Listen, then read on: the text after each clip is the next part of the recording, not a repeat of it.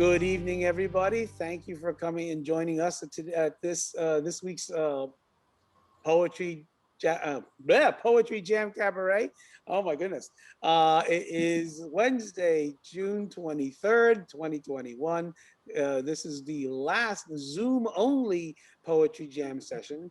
The library is reopening to the public tomorrow, the 24th. So the next poetry jams session will be live at the library in person. So come on in, and we'll see if we even have some light refreshments as well.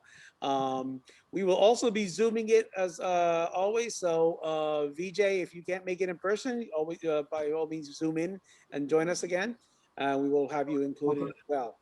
So Is the mask required? uh, Mask is no, required? mask is not required, but is optional. Oh, really? So that's fine. So that's good. So with that being said, welcome. My name is Louis Polito of the Belmar Public Library. I'm here with our returning poets, Arthur Vaillant and Vijay Joshi, and we have ourselves a good a lineup of poetry for you, and we hope you all enjoy. So with all that being said, let's get the ball rolling. And who wants to start off today? I can start off. You want to start off, VJ? Great. I can, Well, we have yeah, a couple I can weeks. start off. Sure, absolutely. So what do you got for us today, VJ? Okay. The first poem that I have written, this was written 2 years ago after my trip to Greece. Uh, the title of the poem is "I Think, Therefore I Exist." It's by DesCartes. Descartes was born in 1956, and he was a philosopher, mathematician, and what happened here? And a scientist. He was the first one credited with creating analytical geometry. Analytical geometry is a combination of algebra and geometry.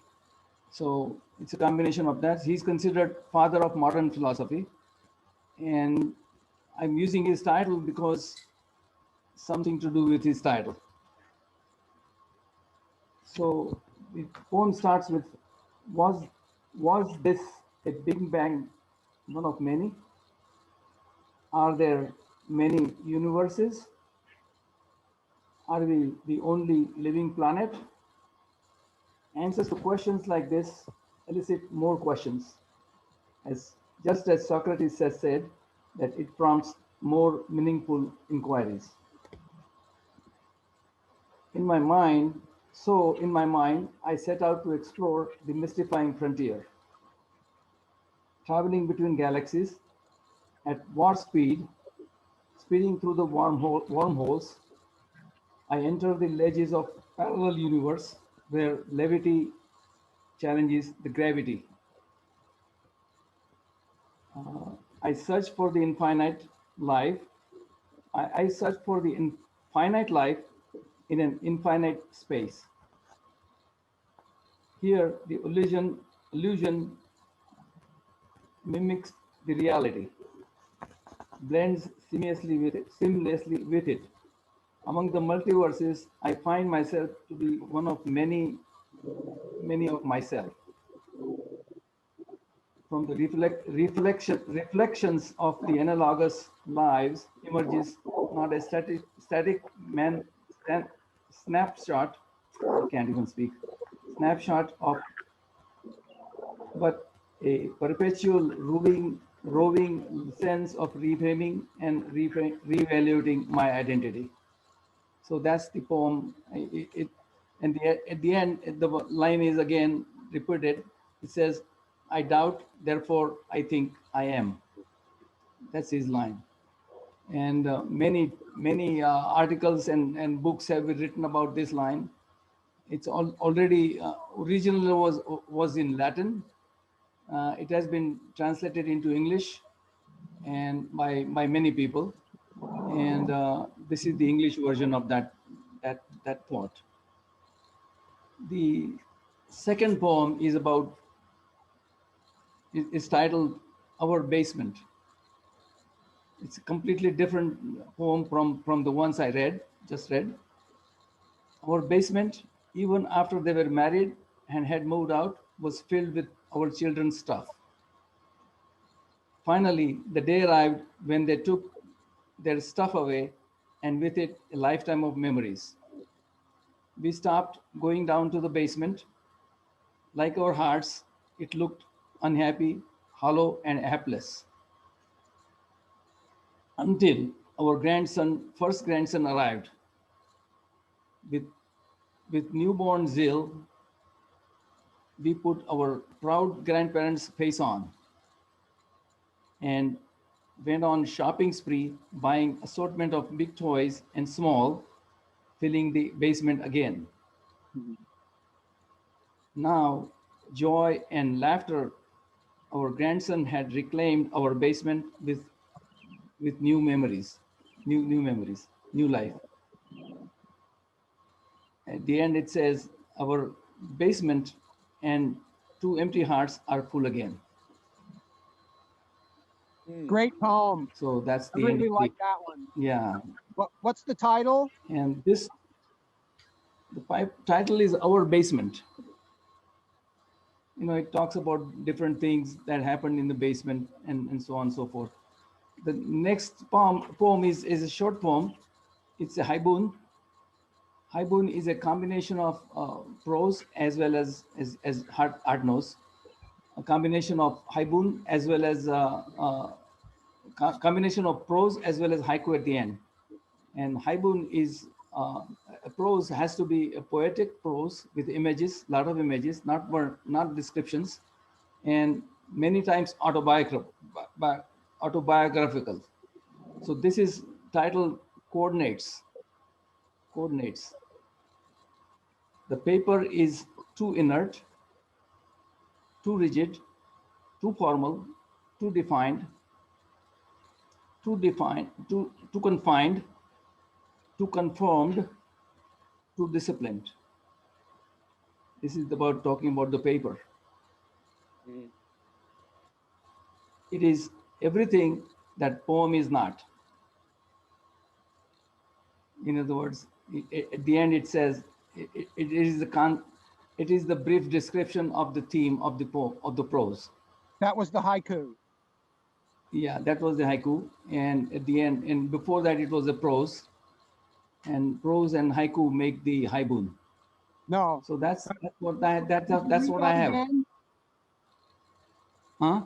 Would you please read it again? It's short. Read it again. Yes, Okay. please. I'd like to hear it again. The title of the poem is Coordinates. The paper is too inert, too rigid, too formal, too defined, too confined, too confirmed, too disciplined.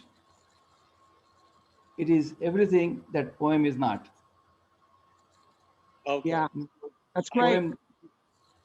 Poem is not none of that, and it is something abstract, more abstract than. Good job, Vijay. That's a nice one. Really nice.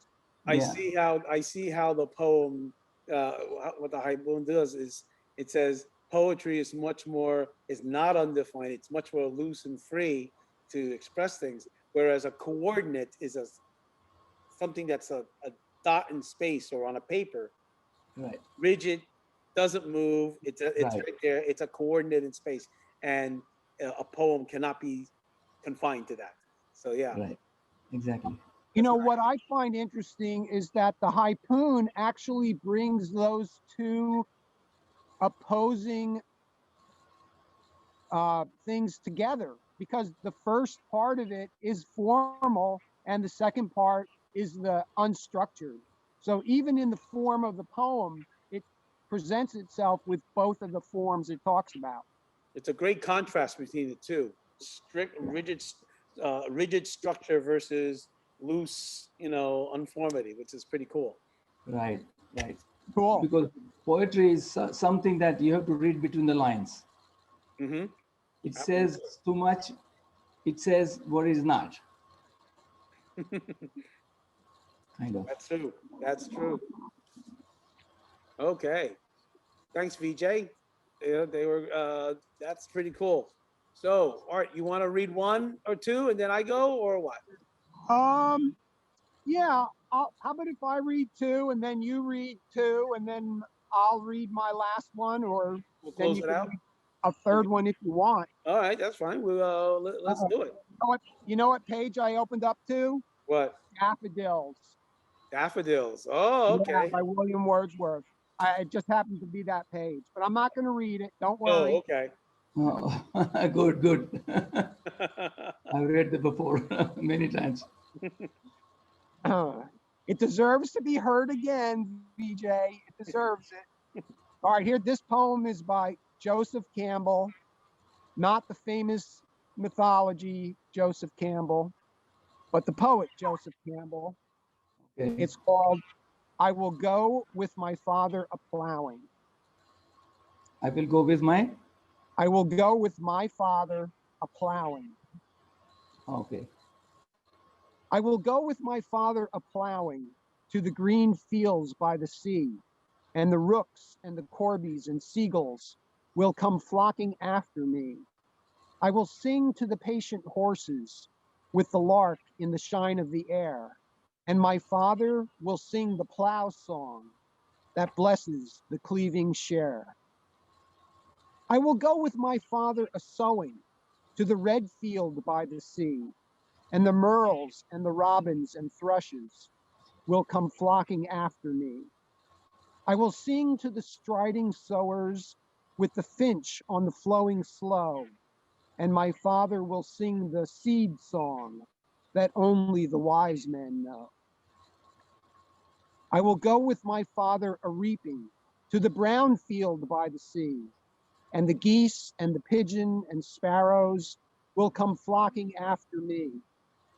I will sing to the weary reapers with the wren in the heat of the sun, and my father will sing the scythe song that joys for the harvest done. Mm. Ah, very good. I love the rhythms scheme of the poem. It's good to hear it. I like to read it. It carries you along nice and smoothly. It's a nice Yeah, cadence yeah. to it, you All know. right, let me read one more, Mm-hmm. and then you can read, Lewis. All right. Yeah, I think I'll leave that. Don't you have your own poems to read? My own poems? I'm sorry, I don't. Oh, I spend too much time reading other people's poems. mhm. But at the All same right. time, you can attempt to write because you're a good writer, good Thanks. thinker. So Okay. you should attempt it. This is a poem by James Hogg. It's called A Boy's Song. Where the pools are bright and deep, where the gray trout lies asleep, up the river and over the lea, that's the place for Billy and me. Where the blackbird sings the latest, and the hawthorn blooms the sweetest, where the nestlings chirp and flee, that is the way for Billy and me. Where the mowers mow the cleanest, and the hay lies thick and greenest, there to trace the homeward bee, that is the way for Billy and me. Where the hazel bank is steepest, where the shadow lies the deepest, where the clustering nuts fall free, that is the way for Billy and me. Why the boys should drive away, little sweet maidens from the play, or love to banter and fight so well, that's the thing I could never tell. But I know this, I love to play, through the meadow and along the hay, up the water and over the lay. That is the way for Billy and me. All right. Nice description of nature. Yes, it isn't it. That's a really good. You cannot really see what the poet wants you to see.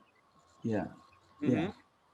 And it describes basically exactly when he goes with Billy and him. They're going where they're going. It's clear. You can't miss it, and it's obviously not something that other people would do.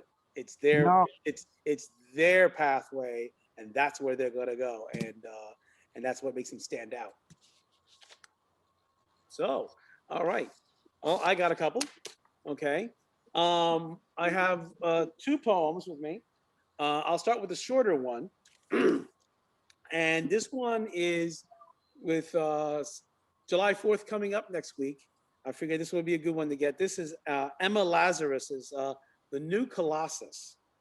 And this poem was Why? performed, Statue of Liberty poem. I'm sorry? Statue of Liberty poem. Yes, the Statue of Liberty poem, exactly. It was performed on July 4th, 1886. A year before her death at 38, Emma Lazarus recited her sonnet, The New Colossus, at the dedication of the Statue of Liberty, a gift from the French people to commemorate the centennial of the Statue of Liberty. Lazarus herself, a Sephardic Jew, was prominent in her role as head of an organization providing relief for Jewish immigrants. And the closing lines of the poem, carved at the base of the statue, expresses her position that America continued to be, quote, the mother of exiles. So here is The New Colossus by Emma Lazarus. Not like the brazen giant of Greek fame, with conquering limbs astride from land to land. Here at our sea-washed sunset gates shall stand a mighty woman with a torch, whose flame is the imprisoned lightning, and her name, Mother of Exiles. From her beacon hand glows worldwide welcome. Her mild eyes command the air-bridged harbor that Twin Cities frame. Keep ancient lands your storied pomp, cries she, with silent lips. Give me your tired, your poor, your huddled masses yearning to be breathe free. The wretched refuge of your teeming shore, send these, the homeless, tempest tossed to me. I lift my lamp beside the golden door. Wow. Emma Lazarus. No matter how America many is a land of opportunity. Yes, and there is no better message of welcome, no better message of calling for everyone around the world to That's right. strive to come to this country. Right. We need them. Yes, We need people from all around the world. And Did I read the poem about Lazarus Bay's poem that I wrote? No, right? no, I don't think you did that one yet. Okay. You have to do that next time. You know, unless you have it handy now. You know. I'll look for it. Oh, okay. All right.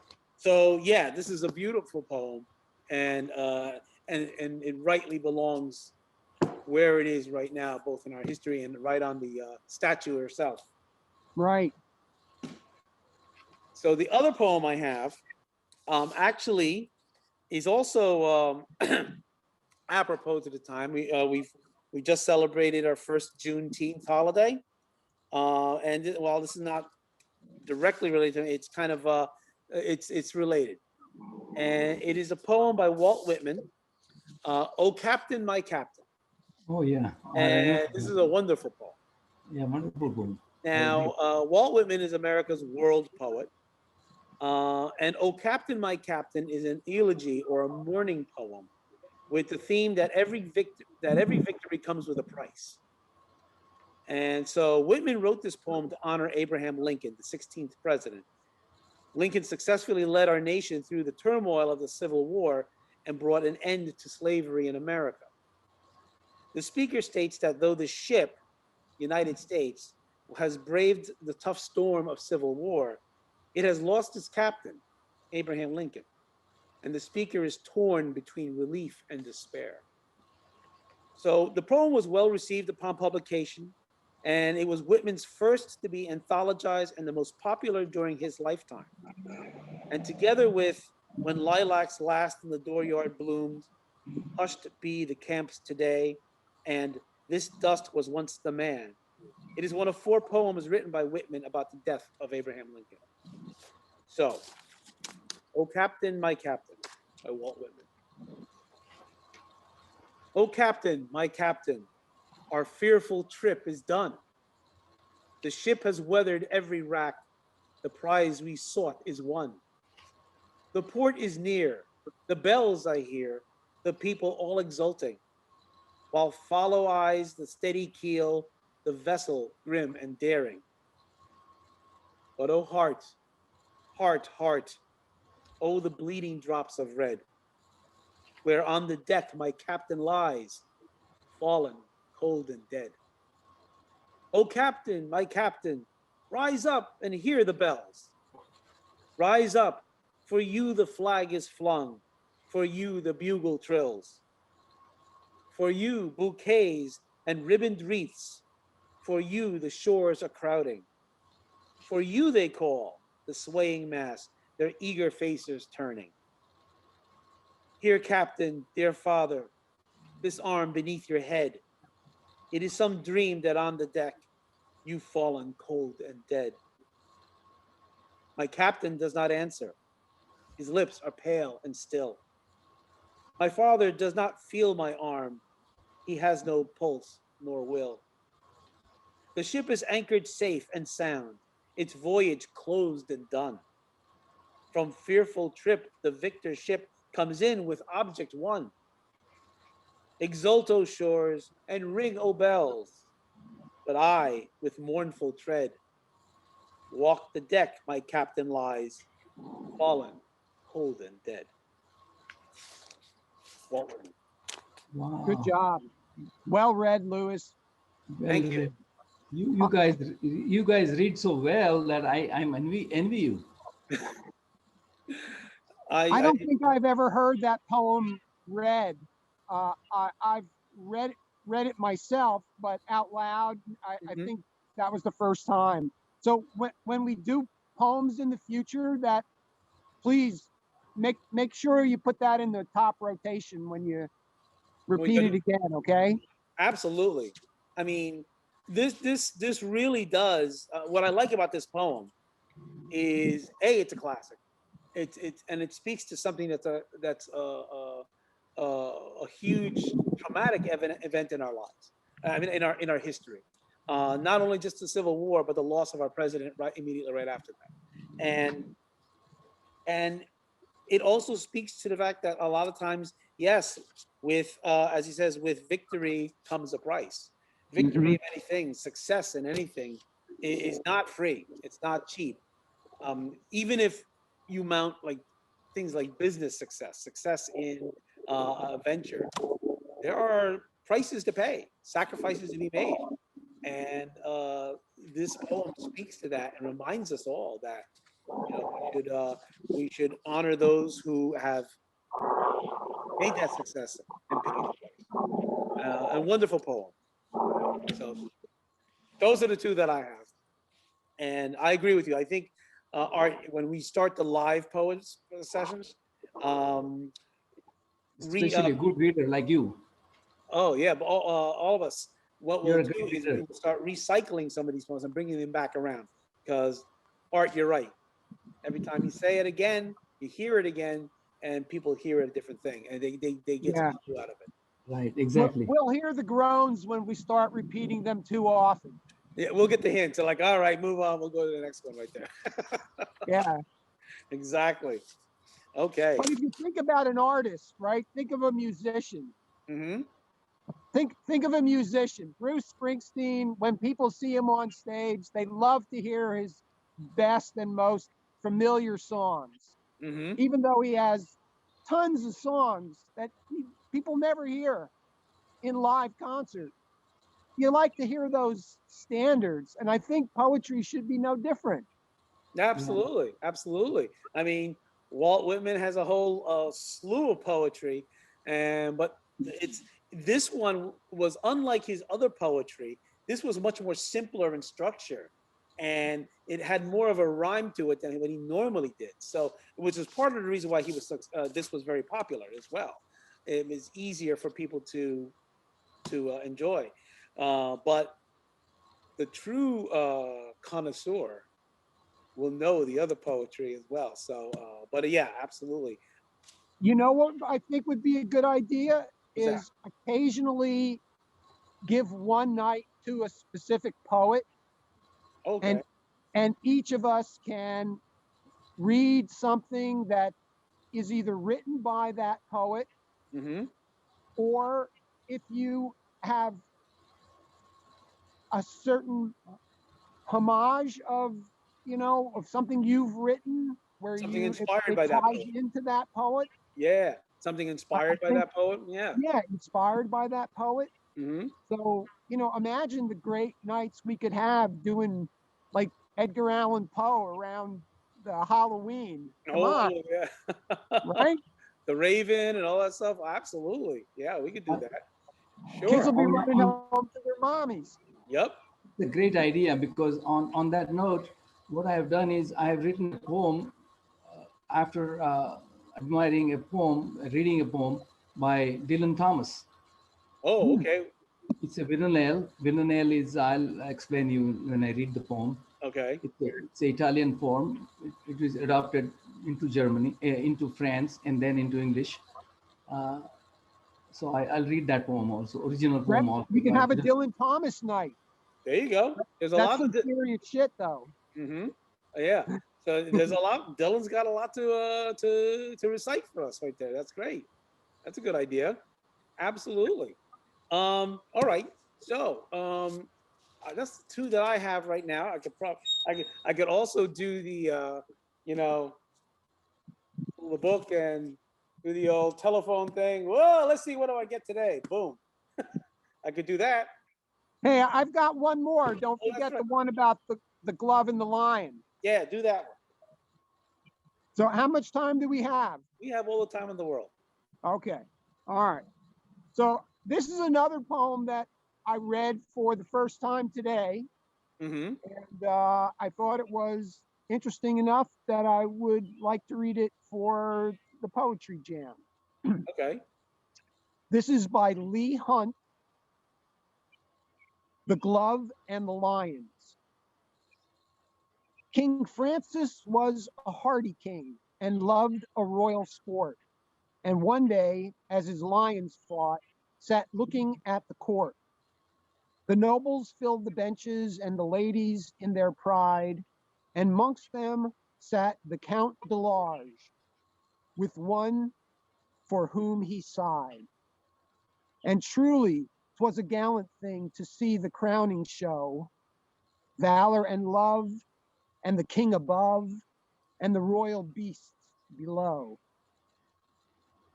Rammed and roared the lions with hard laughing jaws. They bit, they glared, gave blows like beams, and a wind went with their paws. With wallowing might and stifled roar, they rolled one on another, till all the pit with sand and maim was in a thunderous smother. The bloody foam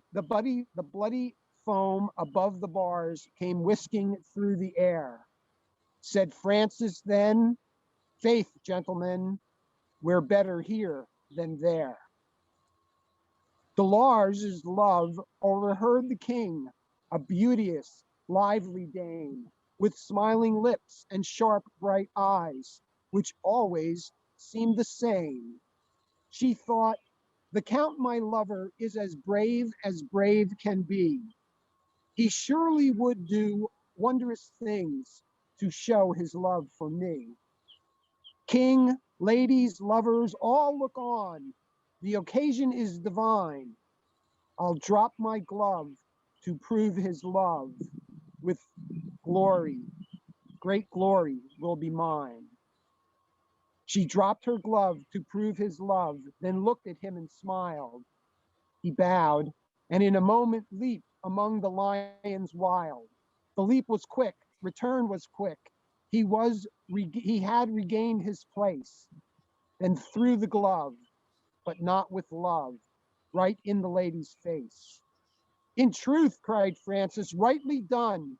He rose from where he sat. "No love," quoth he, but vanity sets love a task like that. Pretty cool, huh? That Yeah. is cool. The, That is the cool. difference between the poetry written about poems or poetry written about 50 years ago and today, you will hardly find a poem worth reading which is rhymed. Rhymes are gone now. So as the haiku, for example, haiku is an example. 17 syllables, nobody uses that 17 syllables anymore. So things evolve, you know. Now all the good poetry, Billy Collins or any of the new poets or any of the new poems uh, are not rhymed at all. Even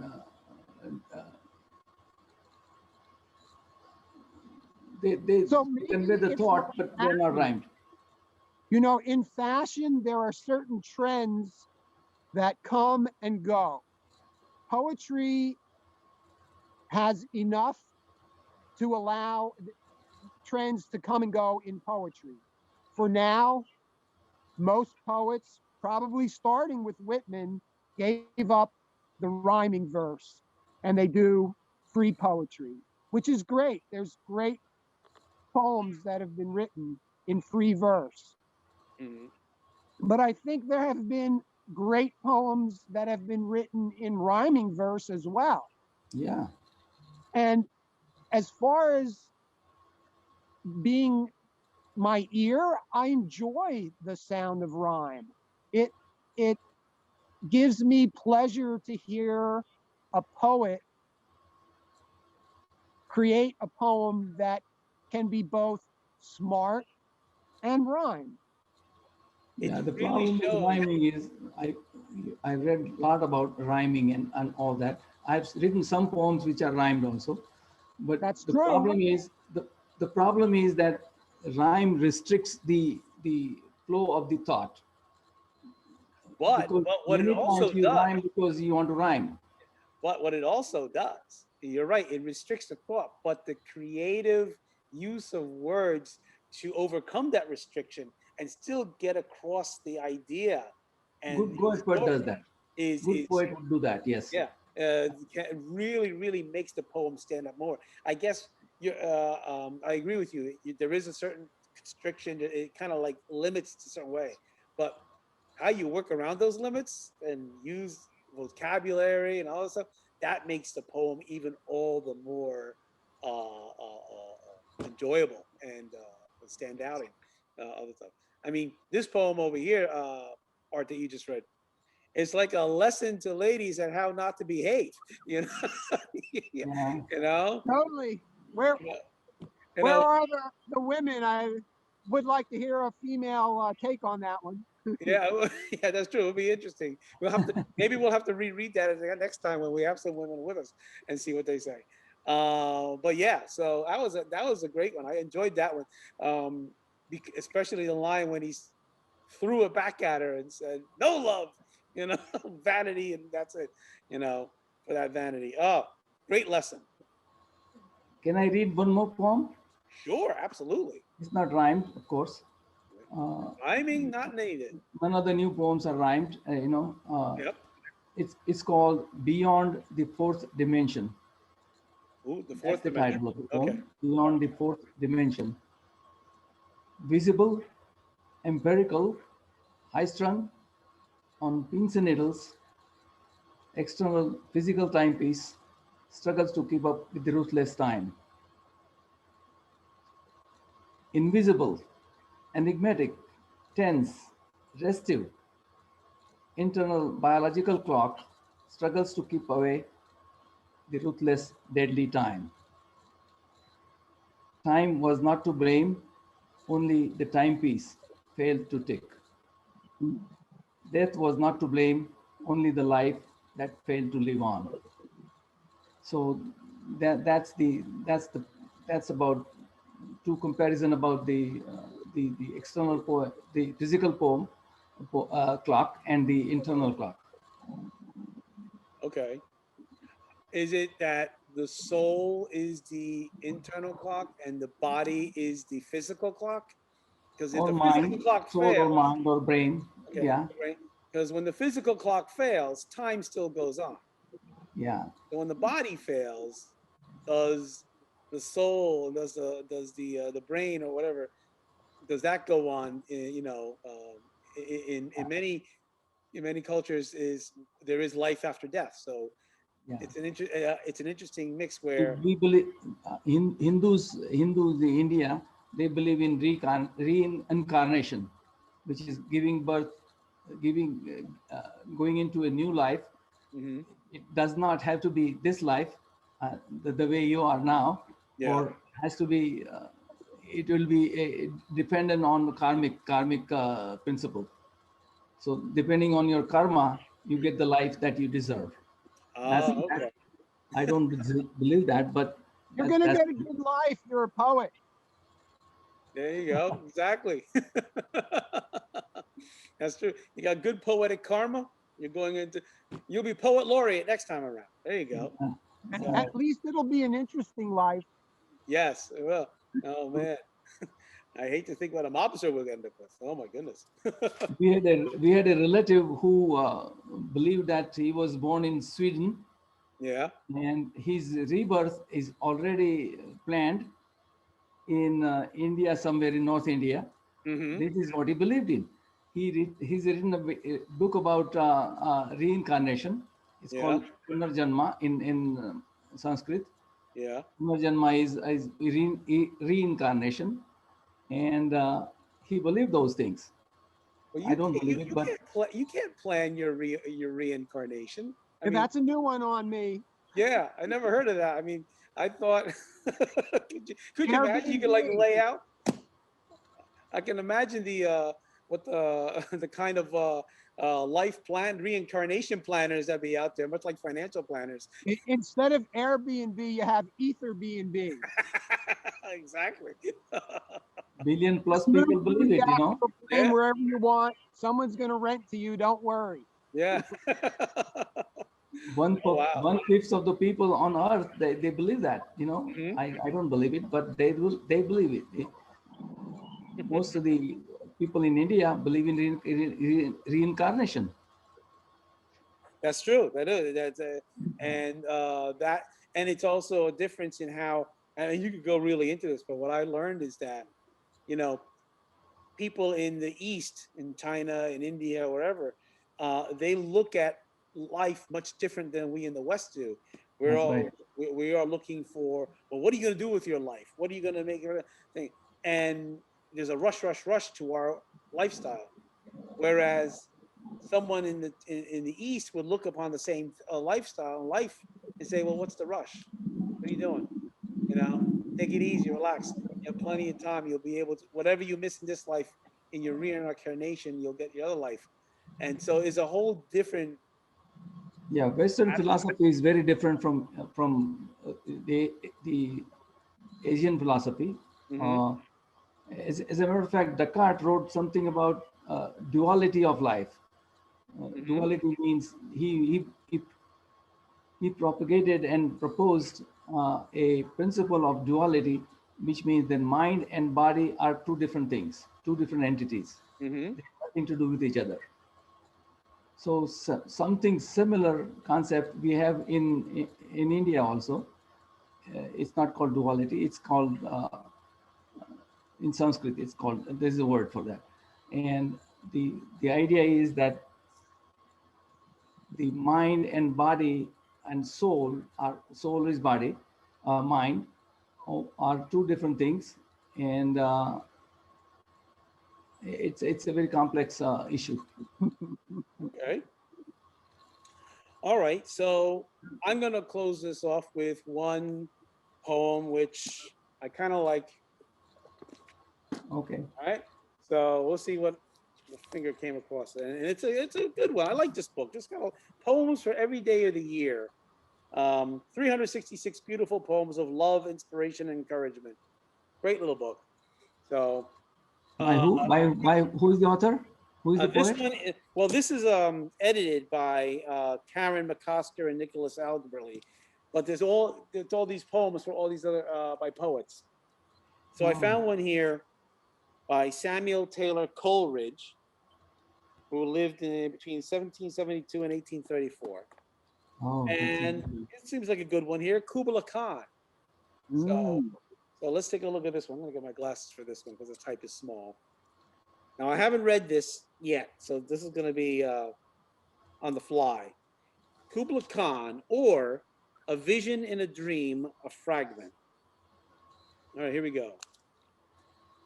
In Xanadu did Kublai Khan a stately pleasure dome decree, where Alf, the sacred river, ran through caverns measureless to man, down to a sunless sea. So twice 5 miles of fertile ground, with walls and towers were girdled round. And here were gardens bright with sinuous rills, where blossomed many an incense-bearing tree. And here were forests ancient as the hills, enfolding sunny spots of greenery. But oh, that deep romantic chasm which slanted down the green hill athwart a cedar cover. A savage place, as holy and enchanted as e'er beneath a waning moon was haunted by woman wailing for her demon lover, and from this chasm with ceaseless turmoil seething, as if this earth in fast thick pants were breathing, a mighty fountain momently was forced, amid whose swift half intermitted burst huge fragments vaulted like rebounding hail, or chaffy grain beneath the thresher's flail. And mid these dancing rocks at once and ever, it flung up momently the sacred river, 5 miles meandering with a mazy motion. Through wood and dale the sacred river ran, then reached the caverns measureless to man, and sank in tumult to a lifeless ocean. And mid this tumult Kubla heard from far ancestral voices prophesying war. The shadow of the dome of pleasure floated midway on the waves, where was heard the mingled measure from the fountain and the caves. It was a miracle of rare device, a sunny pleasure dome with caves of ice. A damsel with a dulcimer in a vision once I saw.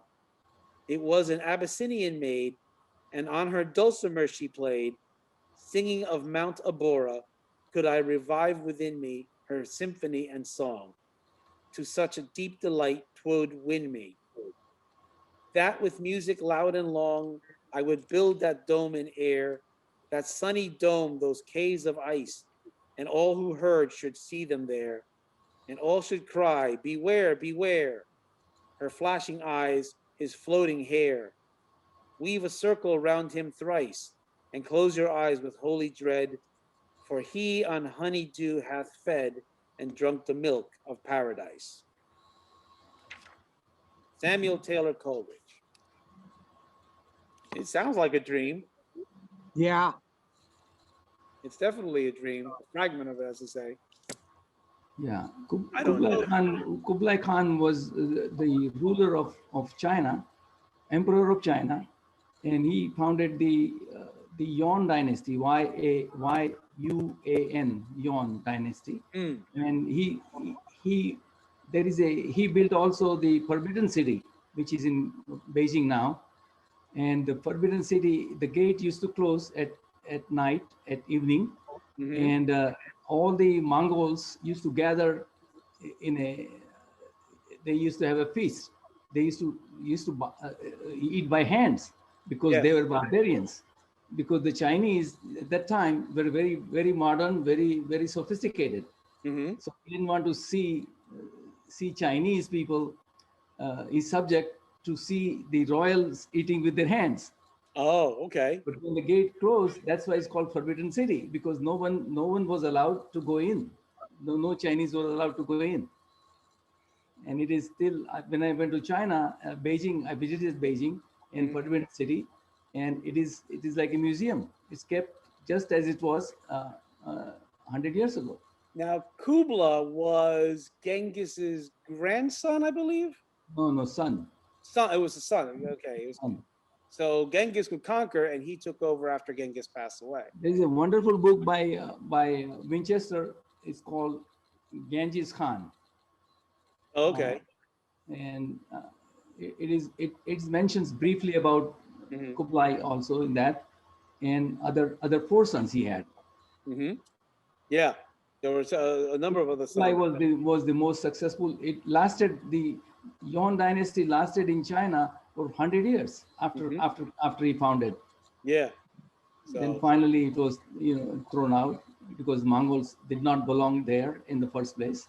hmm so this dream that he speaks of here is probably a dream of Kublai's life, I guess, and how he saw um, it looks like almost like a woman that he was interested in, apparently, because he speaks of a woman appearing and singing and capturing his heart to some degree. So Chinese woman or a Mongol woman? yeah, I'm not sure about that. He's Well, I don't normally when I try to do a little research on the poem that I read, okay. and so I this was like, so I didn't get a chance to research this Right. one, but I do Thank you know for that. doing that, by the way. It adds a little something to your presentation. So I should be doing the same thing. It's a yeah. I mean, if any that helps make it, sometimes putting a little perspective and context around it helps the listeners to appreciate it more. So yeah, um, so Can, that was a pretty good one right there. I suppose maybe a little follow up research and for next time will be good. But can I make a suggestion for the in-person sure, session that you have? absolutely.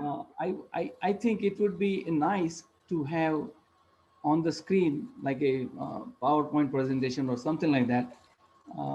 You can project that on the screen and people can read it, because otherwise just listening it does not give it the pleasure to the That's extent true. that it You know, does. we've already talked about actually giving the reader or the viewer the text so they could see it. We're gonna Lewis is working on that. Okay. But what we also can do is um, downstairs where I intend to hold the poetry jam, where we can set it up in like a little audience type of thing for everyone to sit and listen. There is a large 70-inch screen TV we have downstairs mounted on the wall. Okay. So Then you, in that case, you don't have to make copies. no, no, Everybody can read. yeah, we would put it up on the screen so people can read it as we're speaking it. Exactly. And then, well, That's what we need. what I'll do is, to what Art's talking about, I was going to take the text and also put it on the website. So when people are watching the earlier videos or any of the future videos, they can have the text that they can read along with it right there on the website too. So yeah, I think there's a great many directions we can take this and really grow it, make it more interesting and exciting for people to join us. And I'm gonna see about light refreshments. Everyone loves light refreshments, so we'll have them there too. So, so If people ask me what light refreshments might be, should I say 7-Up and potato chips or pe- pita bread and hummus?